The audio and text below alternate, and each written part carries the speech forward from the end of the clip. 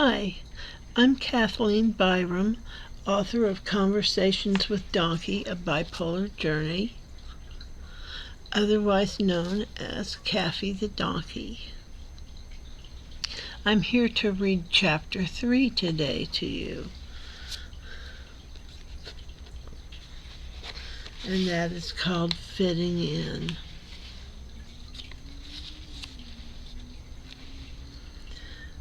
The term fitting in brought to mind two different scenarios. First, I thought of high school and how I believed I was perceived. The second, I thought of literally fitting into a chair.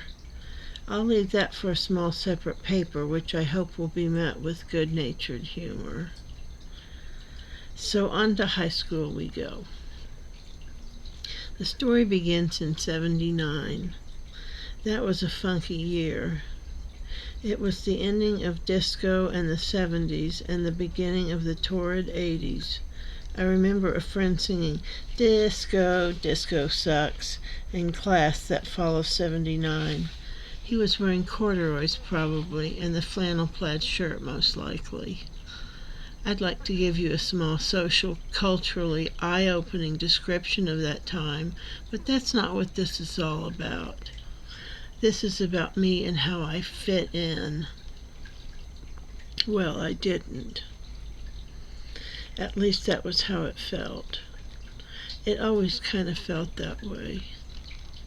My first day of high school, I looked awesome. I looked like Annie Hall or something, but not that funky. More conservative. I especially remember the shoes.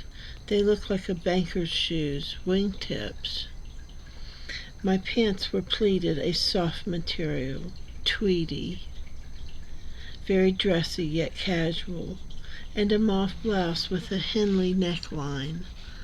Unfortunately, I was still burdened with glasses, but at least they weren't a million years old.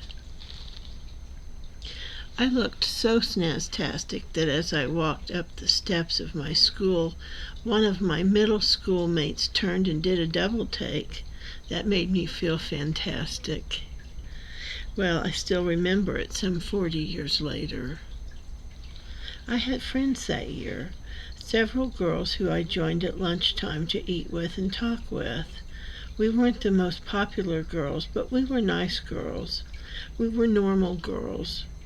We were the girls guys secretly asked out because they were comfortable and friendly. Except I was also prickly and odd. I was delighted when flirted with. I was 14. I never held somebody's hand romantically, never been romantically kissed. When I was probably around 8 or 9, my friend and I decided to touch tongues. This was the most bold and outrageous thing we could think of to do. So we did it, and then promptly fell about the place, and oh no, I forgot to look up this word to see how to pronounce it. It looks like paroxysms of spasms and protests at the ickiness. We might have done this more than once. I was a fun kid. I think I fit in well as a child before I got odd around middle school. I was fun in the neighborhood.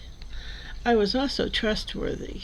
I was quickly passed around as a reliable and fun babysitter that children liked. It was because I related to children as a child. I always relate to others as a child. Eric Berne had this model of how people communicate. There were parents, children, and adults. It showed different ways that people communicate. For example, I usually present as a child to another child, or as a child to a parent. They in turn may choose to respond as a child, as in, "Hey, yeah, let's do it." Or they might respond like a parent, chiding me. "You probably shouldn't do that." That's not responsible.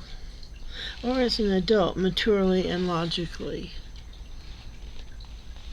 I never relate to people as a parent. I don't have that vibe in me. More on that another time. Usually I was childlike with a reserved, adult-like manner. I'm telling you, I was odd. I think I'll stop here because the video's getting to my limit. And we'll pick up later for the next part of Chapter 3. Thank you for listening. Bye-bye.